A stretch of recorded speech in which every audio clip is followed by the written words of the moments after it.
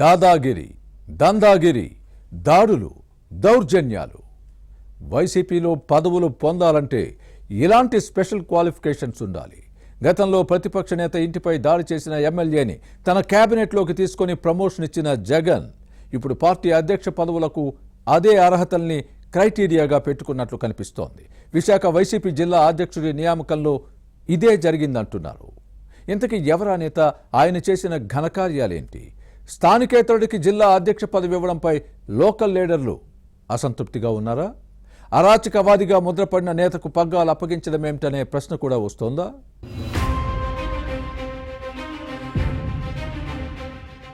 కేకే రాజు Vizag YCP నేత. ఈ పేరు చెబితేనే విశాఖ ప్రజలకు ముద్దగా గుర్తుకు వచ్చేది అరాచకం.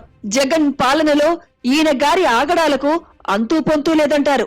వివాదాస్పద నేతగా ముద్రపడ్డారు. దాదాగిరి, దందాలు చేయడంతో పాటు భూ కబ్జాకు పాల్పడ్డారన్న ఆరోపణలు ఉన్నాయి. అలాంటి నేతకు వైసీపీ జిల్లా అధ్యక్ష బాధ్యతలు అప్పగించడంపై సొంత పార్టీలోనే వ్యతిరేకత వ్యక్తమవుతోంది. ఫ్యాన్ పార్టీలో రౌడీలుగా ముద్రపడిన నేతలు, కార్యకర్తలు జగన్ పాలనలో తెగరెచ్చిపోయారు.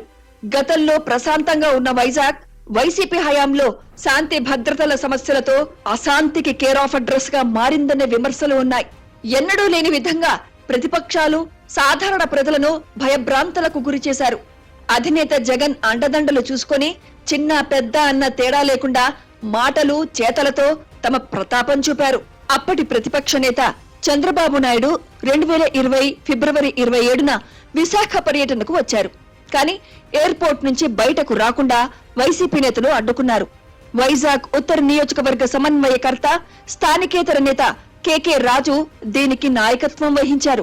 ప్రతిపక్ష నేతపై కోడిగుడ్లు, టమాటాలు విసరడంతో అప్పట్లో దీనిపై పెద్ద రభసే జరిగింది. కానీ ఇంత జరిగినా పోలీసులు కేసు కూడా నమోదు చేయలేదు.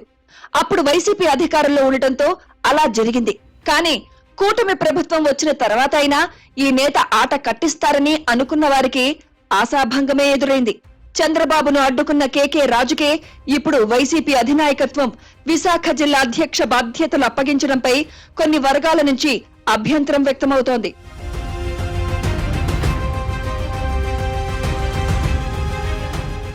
ఎయిర్పోర్ట్ లో చంద్రబాబు పట్ల దురుసుగా ప్రవర్తించిన కేకే రాజుపై విశాఖ టీడీపీ నేత గోపాల్ రెడ్డి గత ఏడాది నవంబర్ 16న పోలీసులకు ఫిర్యాదు చేశారు. రౌడీ మూకలతో ఆ రోజు సృష్టించిన రభసపై ఫోటోలతో పాటు వీడియో ఆధారాలను అందించారు. కేసు నమోదు చేసినా చర్యలు లేకపోవడంతో దీన్ని సీరియస్ గా తీసుకున్న పార్టీ నేతలు ఈ ఏడాది జనవరిలో మంత్రి నారా లోకేష్ కు వినతి పత్రం ఇచ్చారు. దీంతో పోలీసులు గోపాల్ రెడ్డిని స్టేషన్ కు పిలిపించి వాంగ్మూలం నమోదు చేసుకుని పంపించారు.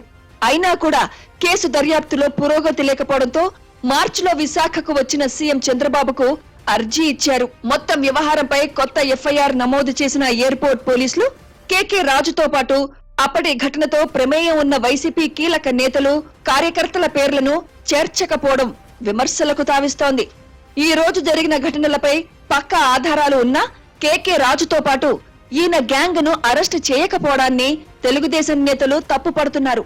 పైగా ఘటనా స్థలంలో కేకే రాజు లేరని సిఐ నివేదిక ఇవ్వడంపై గోపాల్ రెడ్డి ఆగ్రహం వ్యక్తం చేశారు. ఎయిర్పోర్ట్ లో చంద్రబాబును వైసీపీ నేత కేకే రాజు అనుకో అడ్డుకున్నప్పుడు గోపాల్ రెడ్డి ఆ పార్టీలోనే ఉన్న విషయాన్ని గమనించాలి. కానీ ఫ్యాన్ పార్టీ నేతల పోకడలు నచ్చక ఆ తర్వాత టీడీపీలో చేరారు.